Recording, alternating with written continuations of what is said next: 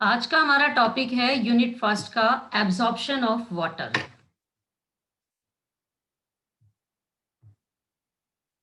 Absorption of water, Uptake of water by plant is called absorption of water. तो देखिए, ये एक plant है। प्लांट की रूट्स के द्वारा जो वाटर का अपटेक किया जाता है, यानी उसको ग्रहण किया जाता है, इस प्रक्रिया को हम एब्जॉर्प्शन कहते हैं। Plant absorb water from the soil through the root hairs. तो प्लांट जो है वाटर रूट हेयर्स के द्वारा ही एब्जॉर्ब करता है।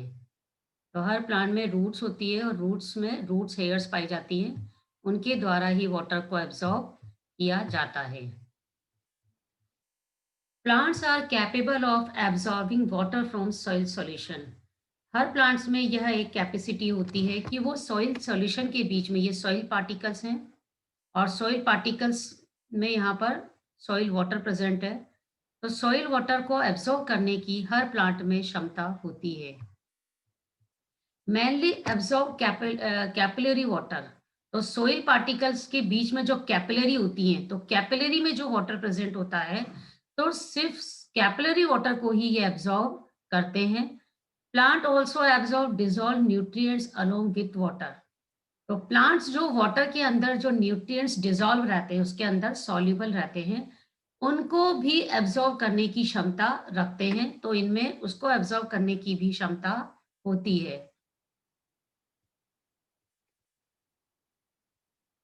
Site of water absorption. Water is mainly absorption of root hairs. Water का absorption मुख्य रूप से root hairs के द्वारा होता है. Located in a group just above the root cap, this area is rich in root hairs is called root hair zone. ये देखिए रूट केप है, रूट केप के बाद है जोन ऑफ इलोंगेशन। इसके जस्ट ऊपर वाले भाग में आप देख रहे हैं कि यहाँ पर क्या प्रेजेंट है, रूट हेयर्स। तो यहाँ पर रूट हेयर्स बहुत सारे नंबर में प्रेजेंट है। तो सिर्फ ये रूट हेयर ही जो है मुख्य रूप से क्या करता है, वाटर का एब्जॉर्प्शन करता है। Typical root hair, billions of root hairs in the root system of a plant. Root hairs are tubular hair-like projection of the epidermal cells. ये एक रूट हेयर का डायग्राम है। देखिए, रूट हेयर एक तरह से क्या है, ये एपिडर्मल सेल्स होती है। एपिडर्मिस से ये एक प्रोजेक्शन है, एपिडर्मिस से विकसित होने वाला एक प्रोजेक्शन है। और ये क्या होता है, एक तरह से सेल की तरह ही आप मान सकते हैं, ट्यूबुलर होता है। देखिए, ट्यूब लाइक स्ट्रक्चर है, तो ये ट्यूबुलर है। Each root hair is single cell, तो हर रूट हेयर एक सिंगल सेल को रिप्रेजेंट करता है। Root hairs are 0.5 to 1 centimetre in length and 10 in diameter. तो रूट हेयर्स की जो लेंथ होती है 0.5 से 1 सेंटीमीटर तक होती है और इसकी जो डायमीटर होता है वो 10 म्यू होता है। तो हर रूट हेयर एक तरह से एक सिंगल सेल होती है। Root hair is modified epidermal cell.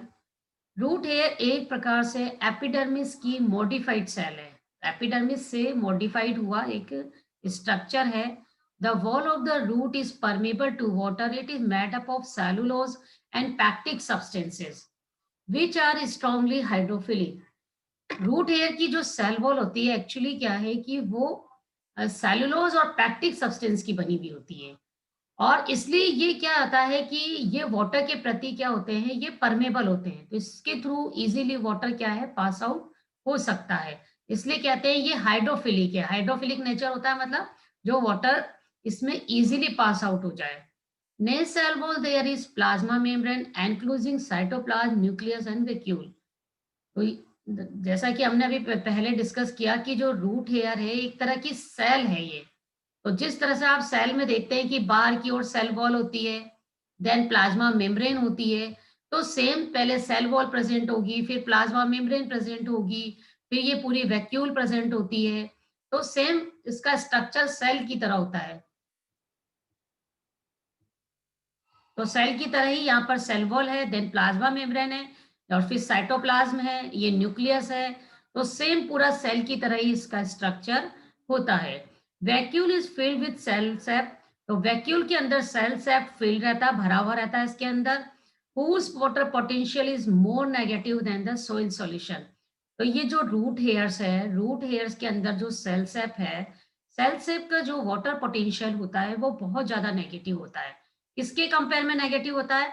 ये रूट हेयर्स के चारों तरफ जो सोइल का सॉल्यूशन होता है, यानी सोइल वाटर प्रेजेंट है, उसमें मिनरल्स प्रेजेंट है, तो उसके कंपेयर में ये बहुत ज्यादा नेगेटिव होता है। तो याद रखिएगा, जो रूट हेयर्स के अंदर जो वैक्यूल है, वैक्यूल का जो सेल सेप है, तो सेल सेप की प्रेजेंस की वजह से क्या होता है, वहां पर वाटर पोटेंशियल बहुत ज्यादा यहाँ पर नेगेटिव होता है। पाथ ऑफ एब्जॉर्ब वाटर, तो देखिए वाटर किस पाथ के द्वारा प्लांट के अंदर एंटर करता है। तो फर्स्ट देखिए, it moves into the cortical cell. ये देखिए, ये एक रूट का ट्रांसफर सेक्शन है। तो रूट में आप जानते हैं सबसे आउटर मोस्ट जो लेयर होती है उसको हम एपिडर्मिस कहते हैं। ये देखिए एपिडर्मिस है, ये कैसी होती है, one cell thick layer present होती है। एपिडर्मिस की कुछ सेल्स से यहाँ पर यूनिसेलुलर ट्यूबुलर स्ट्रक्चर्स यहाँ से डेवलप होते हैं। इस यूनिसेलुलर ट्यूबुलर स्ट्रक्चर को हम क्या कहते हैं? इसको हम रूट हेयर्स कहते हैं। तो यहाँ पर यूनिसेलुलर ये ट्यूबुलर स्ट्रक्चर जो है रूट हेयर्स है। ये रूट हेयर्स जो हैं ये सोइल पार्टिकल्स के अंदर रहते हैं। ये सिंगल आपको बताया गया है, बट ये बहुत सारे नंबर में होते हैं ये। तो ये रूट हेयर है, इसके चारों तरफ सोइल पार्टिकल्स है। तो ये देखिए, जब रूट हेयर्स के थ्रू वाटर एब्जॉर्ब किया जाता है तो वाटर रूट हेयर से होता हुआ कहाँ जाता है? पहले एपिडर्मल सेल्स में।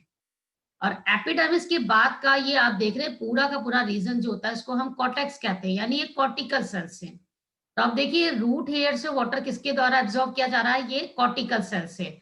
और एक कॉर्टिकल से सेकेंड, थर्ड, फोर्थ, पूरी कॉर्टिकल सेल से होता हुआ ये कहाँ पहुंच जाता है? ये इनर मोस्ट लेयर में।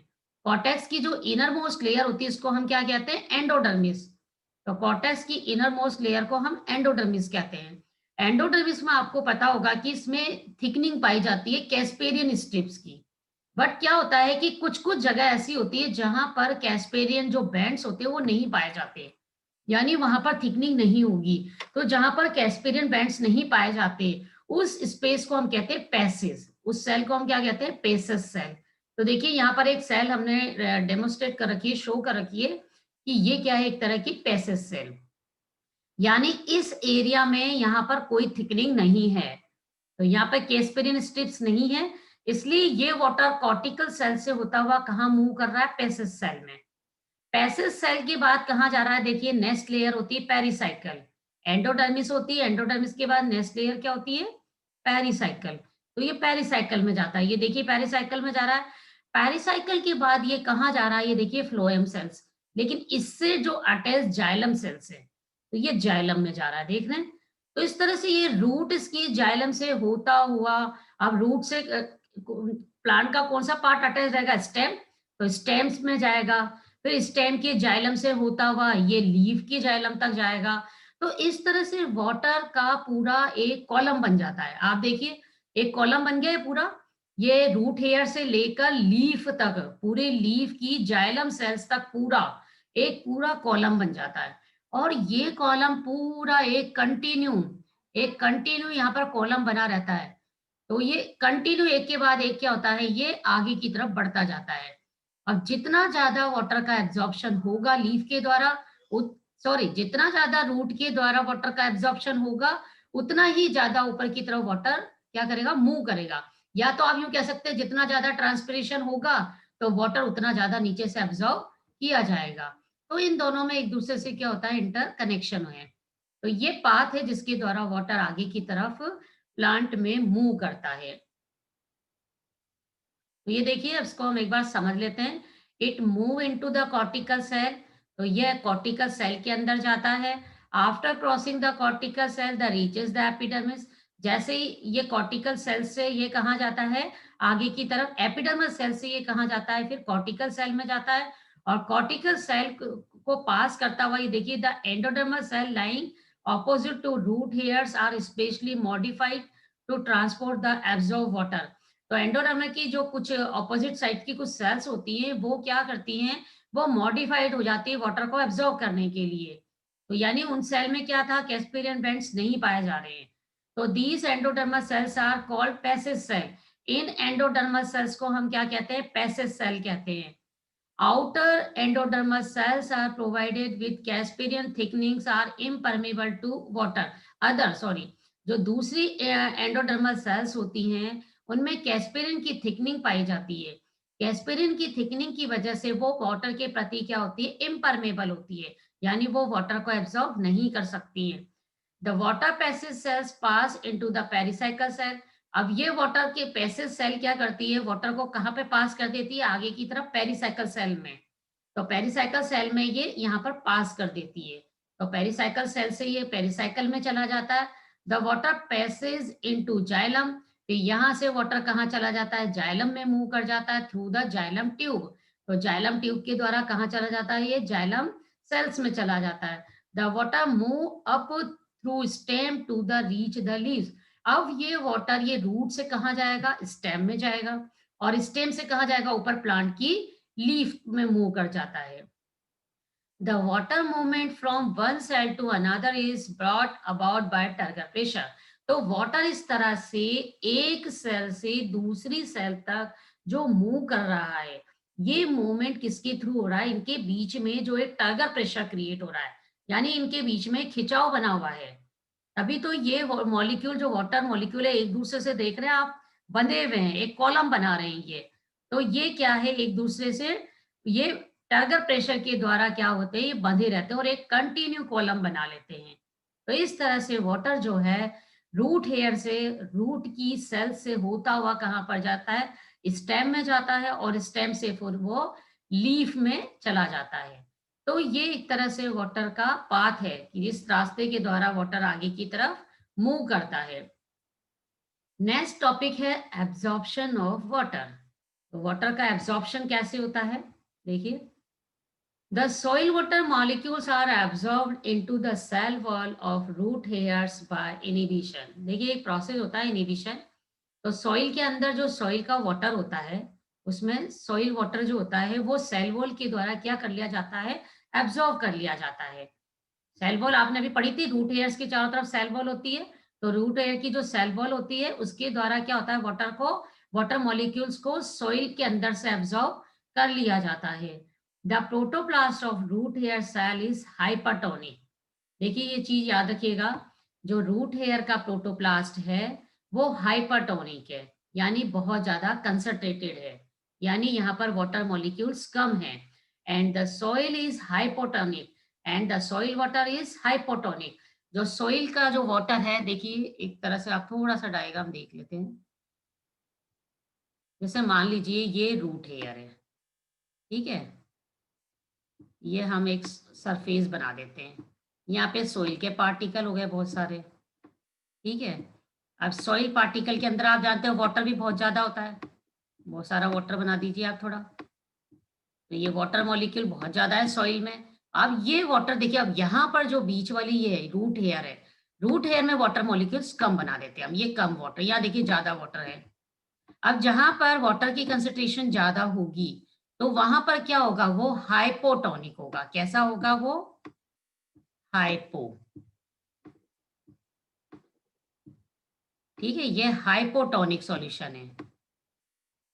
तो बाहर की तरफ सॉइल पार्टिकल्स के अंदर जो वाटर मॉलिक्यूल्स है, वहां पर जो कंसंट्रेशन है वो वाटर की ज्यादा है, इसलिए यहाँ का जो सोल्यूशन होगा वो कैसा होगा?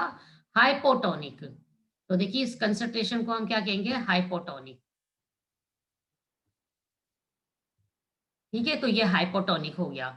ने अब रूट हेयर्स में देखिए वाटर मॉलिक्यूल्स कंपेयर करें तो आप सॉइल पार्टिकल से तो कम ही है वाटर मॉलिक्यूल, तो यहाँ पर जो वाटर की कंसंट्रेशन कम है, तो कंसंट्रेशन कम होगी तो यहाँ पे सोल्यूशन कैसा होगा? यहाँ पे जो सोल्यूशन होगा वो कैसा होगा?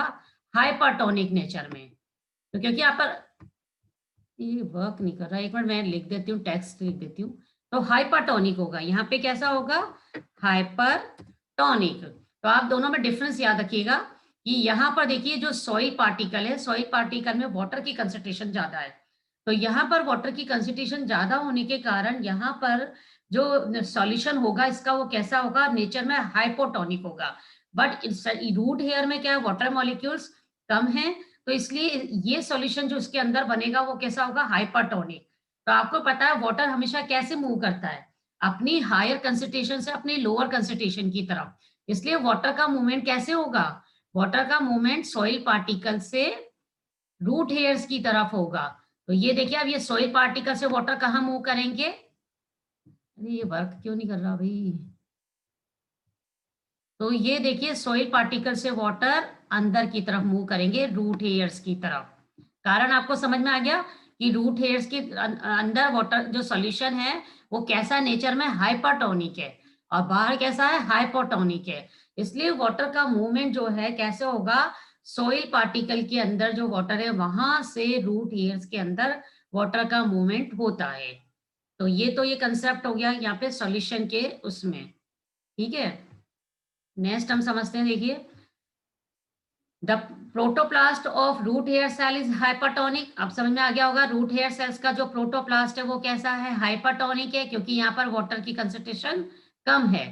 And the soil is hypotonic, जो सॉइल है वो कैसी है, हाइपोटोनिक है। And the soil water is hypotonic. OP of the cell sap of root hair cell is higher.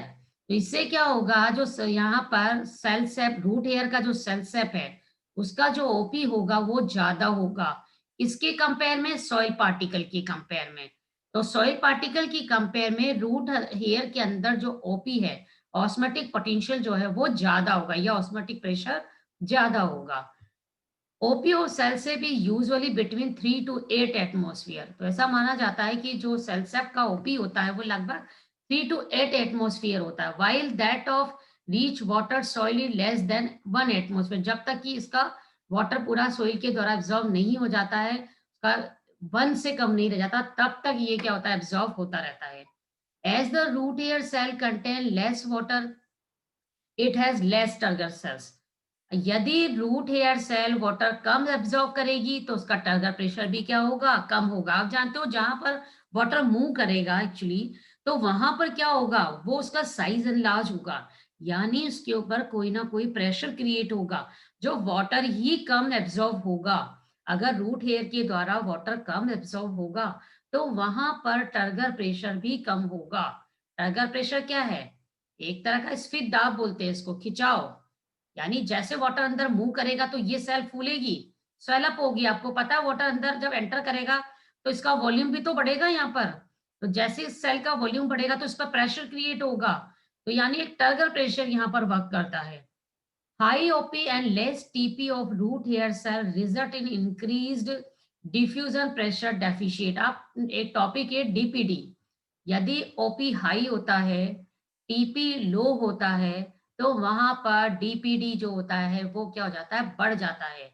ये आपको चीजें पढ़नी पड़ेगी दोबारा, कि यदि ऑस्मोटिक पोटेंशियल या ऑस्मोटिक प्रेशर ज्यादा होगा, टर्गर प्रेशर कम होगा। टर्गर प्रेशर देखिए यहाँ कम होगा तभी तो वाटर अंदर मूव करेगा। अगर यहाँ ऑलरेडी पानी भरा होता है सेल के अंदर, तो यहाँ तो उसको वाटर की रिक्वायरमेंट होती ही नहीं। इसलिए तो ये हाइपरटोनिक है, इसीलिए वाटर मूव क्यों कर रहा है, इसके अंदर कर रहा है। तो यहाँ पर सॉल्यूशन हाइपरटोनिक है, बाहर हाइपोटोनिक है। तो वाटर कहाँ मूव कर रहा है, अंदर की तरफ मूव करेगा। जितना ज्यादा अंदर की तरफ मूव करेगा उतना ही ज्यादा यहाँ पर टर्गर प्रेशर बढ़ेगा। तो इसलिए this leads to the increase in the suction pressure of the root hair. और इन सब की वजह से क्या होता है, रूट हेयर सेल के अंदर एक सक्शन प्रेशर क्रिएट हो जाता है और उसका अमाउंट बढ़ जाता है। The cell of endodermis facing xylem are thin walled and lack Casparian thickening, they are called passage cell. तो अभी हमने देखा था जो रूट की जाइलम सेल्स थी, तो रूट की जाइलम के पास जो एंडोडर्मिस थी वहां पे पेसेज सेल पाई जाती थी। तो पेसेज सेल में क्या थी, वहां पर थिकनिंग नहीं थी, कैस्पेरियन की थिकनिंग नहीं थी, यानी वो थिन वॉल थी वहां पर। इसलिए उस जगह से क्या होता है, वाटर इजीली अंदर मूव कर जाता है। तो ये था एब्जॉर्प्शन ऑफ वाटर। नेक्स्ट देखिए mechanism of water absorption, same ये डायग्राम दे रखा है। इस डायग्राम में आप देखिए, एक मिनट। तो ये देखिए एक रूट का वही ट्रांसफर सेक्शन यहाँ पर शो किया गया है। और इस ट्रांसफर सेक्शन में आप देखिए ये एक रूट हेयर है, और रूट हेयर के चारों तरफ ये सॉइल पार्टिकल्स दिए हुए हैं। और रूट हेयर को हमने किससे कंपेयर किया था, एक यूनिसेलुलर स्ट्रक्चर, ये एक सिंगल सेल स्ट्रक्चर है, ठीक है। तो ये हो गया, इसके अंदर ये वैक्यूल प्रेजेंट है, देखिए। अब वाटर जो मूव करेगा वो रूट हेयर्स से कहाँ जाता है, ये रूट हेयर्स के बाद ये कॉर्टिकल सेल से, एक कॉर्टिकल सेल से सेकंड, थर्ड, फोर्थ, ऐसा होते होते ये कहाँ जाएगा, एंडोडर्मिस सेल में जाएगा। एंडोडर्मिस सेल में भी पैसेज सेल, जहां पर क्या होगा, यहाँ पर थिकनिंग नहीं होगी। अगर थिकनिंग होती तो यहाँ से वाटर पास नहीं हो पाता। तो एंडोडर्मिस की जो पैसेज सेल है, यहाँ पर थिकनिंग नहीं है। तो इस जगह से पैसेज सेल से वाटर कहाँ मूव करता है, जाइलम में। और जाइलम की वेसल्स, जाइलम से होता हुआ ये रूट की, ये देखिए रूट में आ गया पूरी।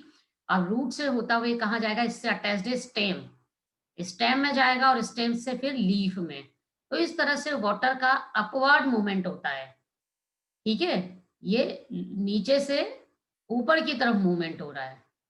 तो ये मैकेनिज्म थी वाटर एब्जॉर्प्शन की प्लांट में।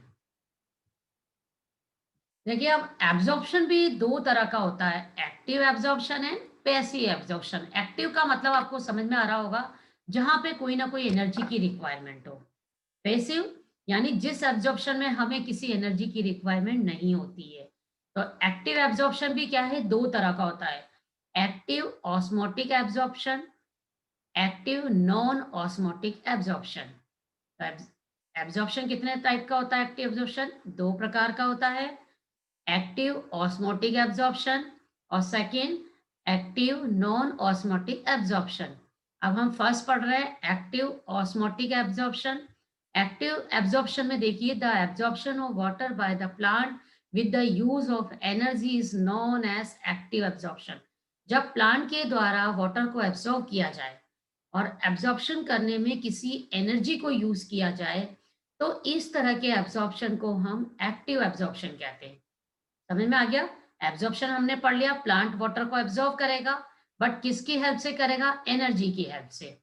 तो जब एनर्जी का यूज किया जाए एब्जॉर्प्शन में, तो इस तरह के एब्जॉर्प्शन को हम एक्टिव एब्जॉर्प्शन कहते हैं। In this process the root cell play active role in the absorption of water. तो इस प्रोसेस में जो रूट की जो सेल होती है, वो एक तरह से एक्टिवली वर्क करती है, उसका बहुत एक्टिव रोल होता है। Intake of water by the plants with the use of energy is called active absorption. अगर हम एक्टिव एब्जॉर्प्शन की डेफिनेशन देखते हैं, तो प्लांट्स के द्वारा वाटर का जब भी इनटेक होता हो किसी भी एनर्जी को यूज करते हुए, तो इस प्रोसेस को हम एक्टिव अब्जॉर्प्शन कहते हैं। The water is absorb by the activity of root hair cell. तो वाटर का एब्जॉर्प्शन कैसे होता है, रूट हेयर सेल्स की एक्टिविटी के द्वारा। तो रूट हेयर की सेल्स की एक्टिविटी के द्वारा वाटर को एब्जॉर्ब किया जाता है। The water is absorb by the operation of osmotic force by the use of energy. अभी हमने पढ़ा था सॉल्यूशन हाइपरटोनिक और हाइपोटोनिक। तो ये एक तरह से क्या हो रहा था, ऑस्मोसिस ही हो रहा था वहां पे। वाटर का जो मूवमेंट हो रहा था, वो अपनी हायर कंसंट्रेशन से अपनी लोअर कंसंट्रेशन की तरफ ही जा रहा था। तो यानी वहां पर देखा जाए तो ऑस्मोसिस ही हो रहा था। तो इसलिए जो water is absorb by the operation of osmotic force by the use of energy. तो जब वाटर का एब्जॉर्प्शन हो एनर्जी को यूज करते हुए हो, बट वहां पे फोर्स कौन सा वर्क कर रहा है, osmotic force. In osmotic active absorption, the water moves from hypotonic solution to hypertonic solution. अभी हमने देखा था वाटर का जो एब्जॉर्प्शन हो रहा था, वो उसके हाइपोटोनिक सॉल्यूशन से हाइपरटोनिक सॉल्यूशन की तरफ हो रहा था। हाइपोटोनिक सॉल्यूशन किसका था, सॉइल पार्टिकल्स का। सॉइल पार्टिकल्स में जो सॉल्यूशन था वो हाइपोटोनिक था, और जो ऊपर रूट हेयर्स थे, रूट हेयर्स की सेल्स के अंदर जो सॉल्यूशन था वो हाइपरटोनिक था। तो वाटर का मूवमेंट कैसा हुआ, अपने हाइपोटोनिक से हाइपरटोनिक की तरफ हो। तो ये वाटर का एक्टिव ऑस्मोटिक एब्जॉर्प्शन हो गया। तो एक्टिव, सेम थिंग वापस रिपीट हो रही है, active osmotic absorption, the intake of water by the root hairs by the operation of osmotic force is called osmotic active absorption. जब भी रूट हेयर सेल्स के द्वारा वाटर को इंटेक किया जाए, लेकिन किसकी हेल्प से किया जाए, ऑस्मोटिक फोर्स की हेल्प से किया जाए, तो उसको हम ऑस्मोटिक एक्टिव एब्जॉर्प्शन कहते हैं। Water is absorbed by the activity of root hair cells. Osmotic pressure, root pressure, turgor pressure and DPD play the main role. अब इससे पहले हमने पढ़ा था इन सब का इंपॉर्टेंट रोल है। वाटर के एब्जॉर्प्शन में देखिए ऑस्मोटिक प्रेशर का, रूट प्रेशर का, टर्गर प्रेशर का और डीपीडी, इन सब का बहुत इंपॉर्टेंट रोल है। बिना इसके यहाँ पर एब्जॉर्प्शन जो है वो पॉसिबल नहीं है। The water move from hypotonic solution to hypertonic solution, तो वाटर का मूवमेंट हमेशा हाइपोटोनिक सॉल्यूशन से हाइपरटोनिक सॉल्यूशन की तरफ होगा। The root hair cells suck the water, soil water and the xylem vessel pump the water upward. तो देखिए root hair sales जो होती है वाटर्स को सक करती है, यानी वो एब्जॉर्ब करती है, उसको अपने अंदर लेती है। सक करना यानी उसको खींचती है। तो रूट एयर सेल्स जो है वाटर को एब्जॉर्ब करती हैं और देन ये क्या करती है, जाइलम वेसल्स इस वाटर को ऊपर की तरफ पंप करता है। तो याद रखिएगा प्लांट के सभी पार्ट्स की जो वेसल्स होती है एक दूसरे से अटैच रहती हैं।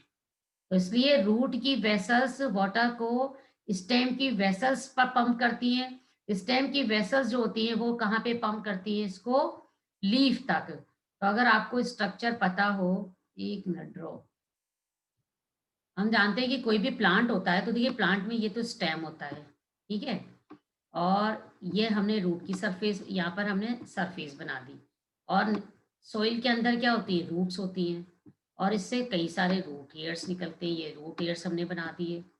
अब ये रूट हेयर्स कहाँ पाए जाते हैं, इनके चारों तरफ सॉइल पार्टिकल्स होते हैं। ये देखिए ये सॉइल पार्टिकल्स हैं, और सॉइल पार्टिकल्स के अंदर क्या है, बहुत सारे यहाँ पे वाटर मॉलिक्यूल्स हैं, मिनरल्स हैं।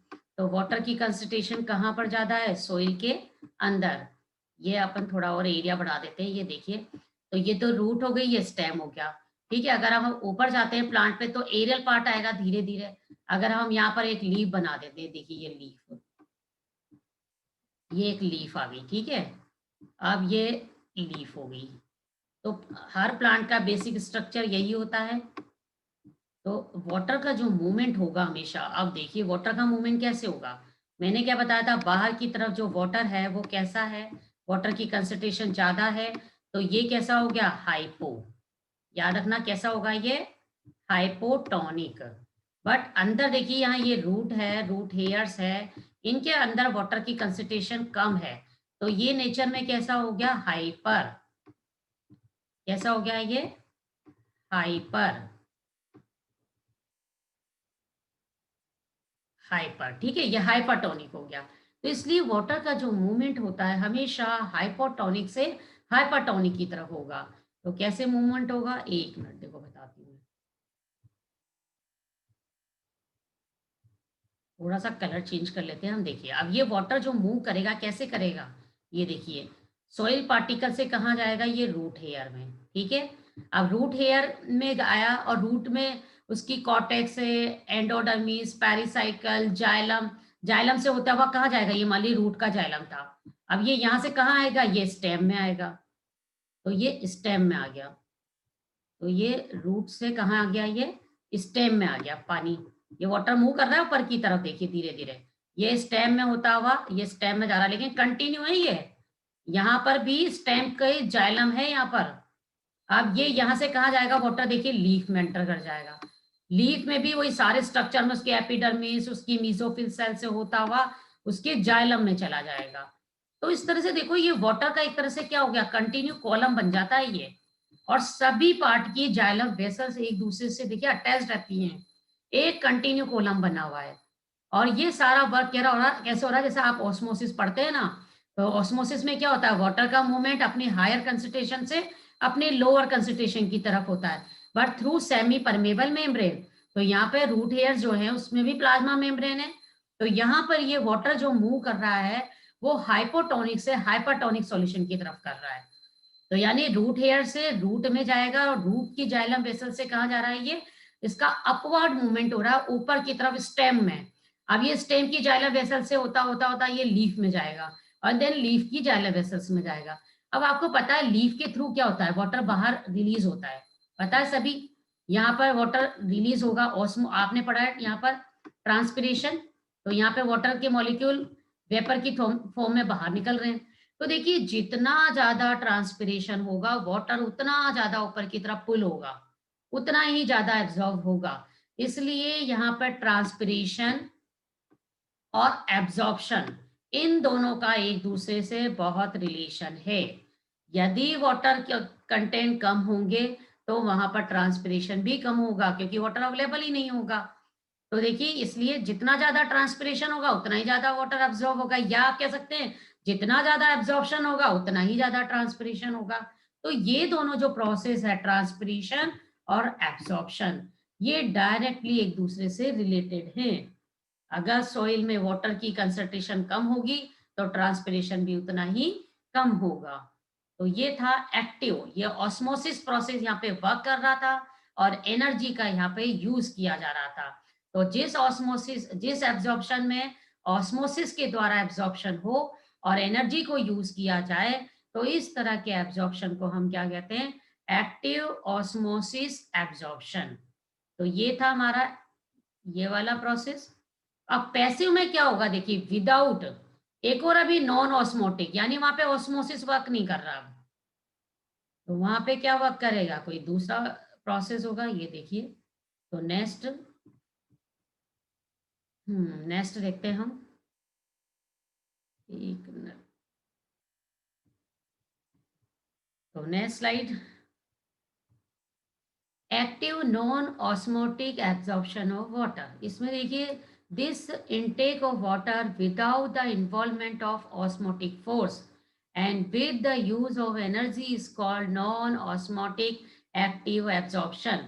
तो इस तरह के एब्जॉर्प्शन में जब वाटर का इनटेक बिना ऑस्मोटिक फोर्स को यूज किए हुए, यानी यहाँ पर ऑस्मोटिक फोर्स का कोई इन्वॉल्वमेंट नहीं है, तो जब भी ऑस्मोटिक फोर्स को बिना यूटिलाइज किए हुए वाटर का अपटेक हो, इनटेक हो और वहां पर एनर्जी को यूज किया जाए, तो इस तरह के एब्जॉर्प्शन को हम नॉन ऑस्मोटिक एक्टिव एब्जॉर्प्शन कहते हैं।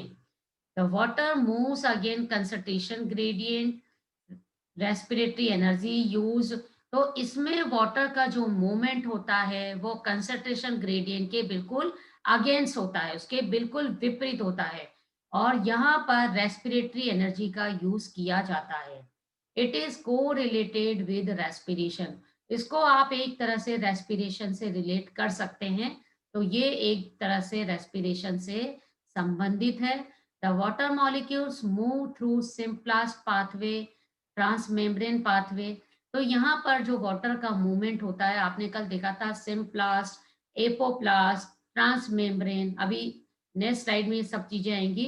तो यहाँ पर वाटर के मॉलिक्यूल जो है वो सिम्प्लास्ट पाथवे के द्वारा आगे मूव करते हैं। Plant hormone like auxin stimulate non osmotic active absorption. तो इस तरह के एब्जॉर्प्शन में प्लांट हार्मोन ऑक्सिन्स का भी बहुत इंपॉर्टेंट रोल है। तो ये एक तरह से रेस्पिरेशन से रिलेटेड है। तो अब ये पैसिव एब्जॉर्प्शन। पैसिव का मतलब जहां पर अब कोई एनर्जी यूज नहीं होगी। The intake of water by plant due to transpiration pull is called passive absorption. तो इस जब वाटर का इंटेक एक ट्रांसपिरेशन पुल के द्वारा हो, तो इस तरह के हम एब्जॉर्प्शन को पैसिव एब्जॉर्प्शन कहते हैं। The water is absorbed due to transpiration activity in the top of the plant. तो यहाँ का जो जहाँ यहाँ पर देखिए वाटर का एब्जॉर्प्शन जो है किसके ऊपर डिपेंड कर रहा है? ट्रांसपिरेशन की एक्टिविटी पर। यानी लीफ के द्वारा जितना ज्यादा ट्रांसपिरेशन होगा, वाटर उतना ज्यादा एब्जॉर्ब होगा। The root hair cells has no role in absorption. यहाँ पर एब्जॉर्प्शन में रूट हेयर सेल का कोई रोल नहीं है। It functions as an absorptive surface. ये सिर्फ यहाँ पर एक एब्जॉर्प्शन करने में हेल्प कर रही है, एक सिर्फ सरफेस प्रोवाइड कर रही है। Water is absorb through roots. तो वाटर किसके द्वारा यहाँ पर एब्जॉर्ब किया जाता है? रूट के द्वारा एब्जॉर्ब किया जाता है। और रूट हेयर्स जो है यहाँ पर एक तरह की सिर्फ एब्जॉर्प्शन की सरफेस प्रोवाइड करती है। Transpiration increase the concentration of cell sap and DPD in the leaves. तो जितना ज्यादा ट्रांसपिरेशन होगा, सेल सेप की कंसंट्रेशन उतनी ज्यादा बढ़ेगी और वहां पर डीपीडी भी वर्क करेगा। As result water from the xylem vessels move into the mesophyll cell of the leaves. तो हमने पढ़ा था लीव्स में फिर वाटर जाता है जाइलम वेसल्स के थ्रू, कहाँ जाएगा? उसकी मेसोफिल सेल्स में। तो लीव्स की मेसोफिल सेल से वाटर कहाँ मूव करता है? जाइलम वेसल्स में मूव कर जाता है। The water in the xylem vessels is in the form of a column. तो यहाँ पर वाटर का जो मूवमेंट होता है वो जाइलम वेसल्स के थ्रू होता है, बट एक कॉलम के रूप में होता है। जैसे मैंने बताया था कंटिन्यू कॉलम बनता है लीव से, स्टेम से और रूट से, तो एक कॉलम के रूप में होता है। Hence there is pulling up of water column. तो यानी यहाँ पर वाटर को ऊपर की तरफ पुल किया जाता है, यानी धक्का दिया जा रहा है। This result in a tension in the root hair cell. तो ये कारण क्या है? यहाँ पर इनके बीच में एक टेंशन क्रिएट हो गया है। The water moves through apoplastic pathway, symplast pathway and transmembrane pathway. तो वाटर जो यहाँ पे मूव करता है, ये 3 पाथवे होता है वाटर के मूवमेंट का। या तो वो क्या करे, जो सेल्स है उसके बीच में इंटरसेलुलर स्पेस है उसके द्वारा वो मूव कर जाए, या क्या करे वो सीधे सेल से ही मूव कर जाए, या क्या करे वो ट्रांसमेम्ब्रेन यानी जो मेम्ब्रेन है उसके द्वारा पास हो जाए। तो ये 3 तरीके से वाटर जो है अंदर पास होता है। It is now largely greatest amount of water is pulled up by passive absorption. But ज्यादातर जो वाटर का अमाउंट होता है वो पैसिव एब्जॉर्प्शन मेथड के द्वारा ही होता है, एक्टिवली नहीं होता, ज्यादातर पैसिव मेथड के द्वारा ही होता है। ये डिफरेंसेस हो गए दोनों के बीच में। देखिए एपोप्लास्ट और सिम्प्लास्ट में डिफरेंस क्या है? The water moves through apoplastic pathway means through intercellular pathway. जब वाटर का मूवमेंट इंटरसेलुलर स्पेसेस के द्वारा हो, यानी 2 सेल्स के बीच में जो स्पेस है उनके द्वारा अगर वाटर का मूवमेंट होता है, तो इस तरह के मूवमेंट को हम क्या कहते हैं? एपोप्लास्टिक। और यदि सिम्प्लास्टिक पाथवे में क्या होता है? प्लाज्मोडेस्माटा के द्वारा, यानी एक सेल से दूसरी सेल के बीच में जो स्पेस जो प्लाज्मोडेस्माटा होता है उसके द्वारा वाटर का मूवमेंट होता है। थर्ड क्या है? Transmembrane pathway. तो ट्रांसमेम्ब्रेन पाथवे में क्या होता है? प्लाज्मा मेम्ब्रेन के ऊपर कुछ ये देखिए वहां पर कुछ कैरियर्स होते हैं एक्वापोरिन्स।